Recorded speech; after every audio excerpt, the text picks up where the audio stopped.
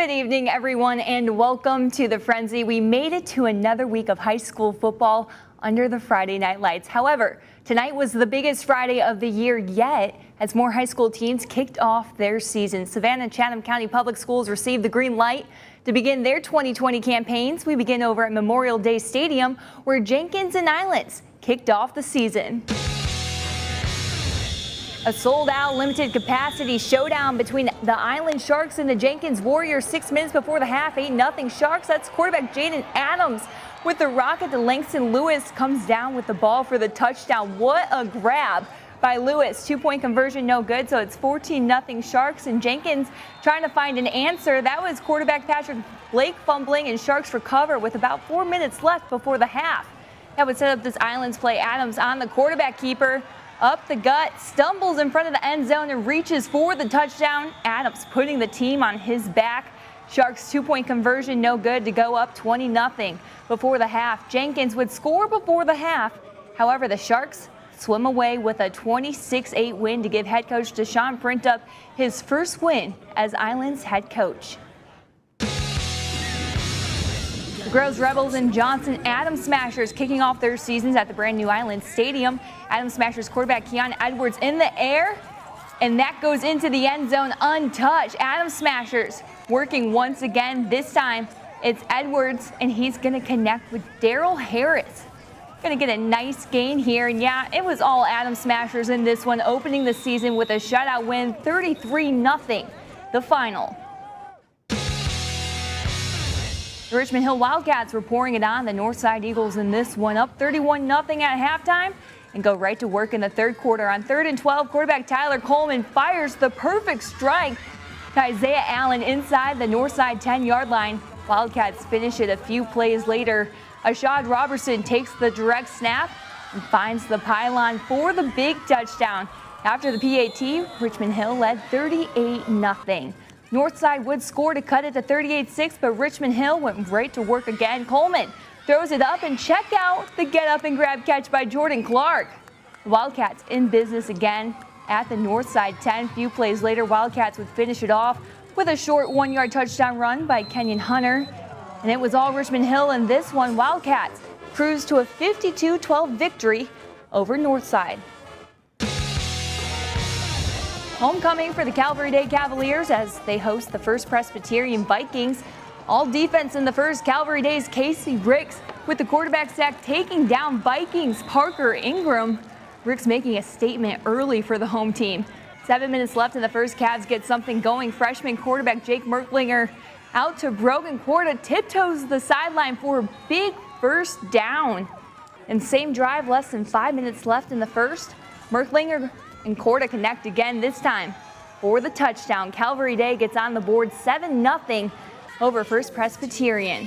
Going to the second quarter now, still 7-0 Cavs. Merklinger going to connect with Cameron Selders.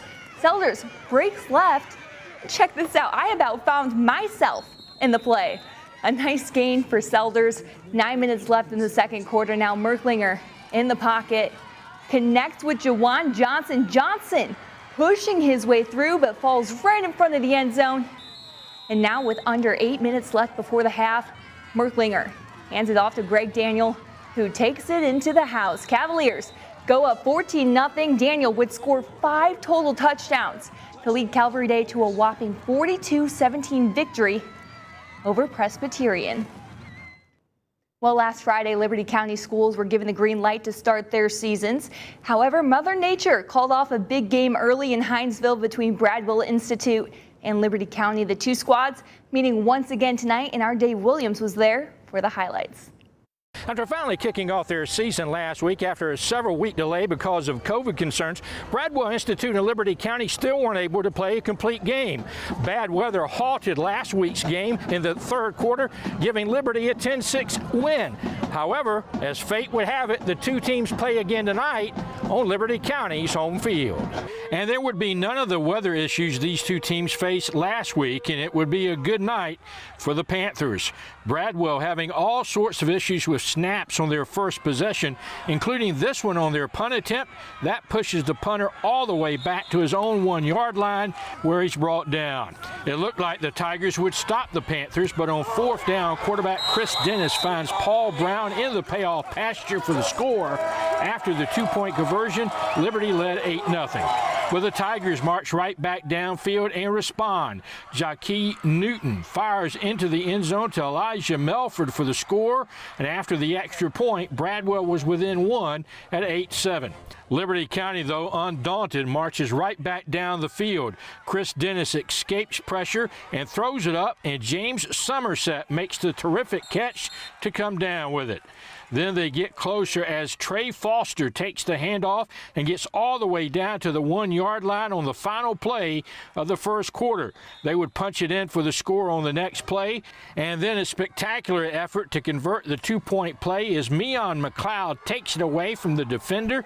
It was 16-7 Liberty County, and they go on to beat Bradwell for the second straight week. This time your final is 30-20, giving head coach Kurt Warner his 100th career win.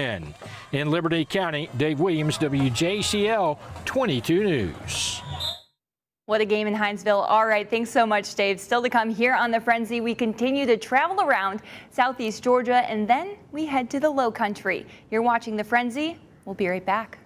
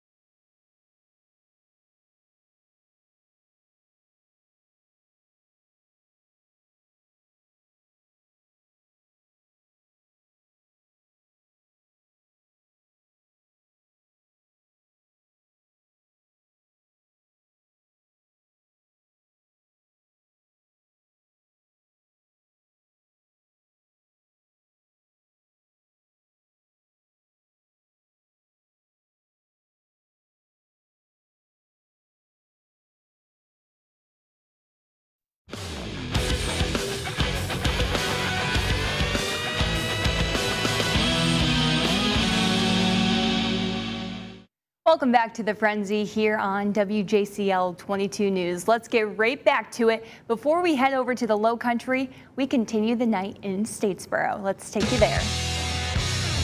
The Blue Devils still in the hunt for their first win of the season, hosting Appling County Pirates. Quarterback Jeremiah Holmes with the quick handoff to Justice Huntley marches into the end zone for the touchdown. This time Holmes takes it himself.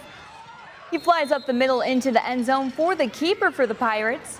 Blue Devils looking to get on the board here. Quarterback Ames Ratcliffe to Andrel Grace, breaks left, shakes off a couple of Pirates, and then takes it all the way to the house. What a run by Grace. Pirates respond with another quick touchdown by Huntley. Statesboro going to start driving down the field now. And Ratcliffe, he's in big trouble. Taken down by Pirates. Darius Smith, wow. And then he loses the ball, and it's Dawson Griffith scooping it up for the Pirates and says, see you later. Statesboro not able to catch up with Appling County in this one. The final score, 34-7 in Statesboro. The St. Andrews Lions hosting the Memorial Day Matadors. Lions quarterback Connor Dodge going to try to get things going with the quarterback keeper. Steps on the gas and gets a big gain for the Lions. However, they'd have to settle for a field goal, but loses the ball. Able to recover, but the Matadors take over and they're ready to go. Quarterback Sean Stoddard hands the ball off to Cameron Hall. Finds an open lane through defenders, gets a big gain for the Matadors. But the play of the night, Stoddard in the pocket, but picked off by Lions Dodge. The quarterback just doing it all. It was a back and forth battle with Memorial Day coming out on top in this one. The final score, 7-0. The May River Sharks were in action for their home opener against rival Bluffton Bobcats. And before the game, South Carolina Gamecocks and former Shark softball Kyle Gleason was presented with the Gatorade 2019 South Carolina Softball Player of the Year Award. The Sharks all about striking in this one. Ahmad Green fires it down the field and finds Melvin Liverman for the huge gain. And then a couple plays later, senior Eli Hall going to finish off the scoring drive with the big touchdown. The Sharks would continue feeding the frenzy, and this time, Sharks going to go with Cam Scott. He breaks away for the huge gain all on his own here. What a run by him, and now going to jump to the fourth quarter. And Jaden Jones caps off the drive. Sharks going to blow out the Bobcats in this one, swimming away with a 56-6 victory. Well, John Paul II Warriors hosting the Thomas Hayward Rebels Friday night. Warriors looking to fire up the offense here, but the pass from Jeremiah Young picked off by Clemmer. He will find nothing but open real estate on his way to the house for the Rebels touchdown. Thomas Hayward up quick in this one, 6-0. Rebels were not done scoring as Peyton Bennett finds Brandon Howard. After toying around with the defense, slides through the Warriors, securing the bag for the Rebels. The Warriors, however, would not back down as they were able to get the running game going, putting them into the red zone. And then a couple plays later, Jackson Ogden, check this out, he fools everyone, sneaking into the end zone for the touchdown. However, it would not be enough as the Rebels take this one 28-18, the final score in the Low Country.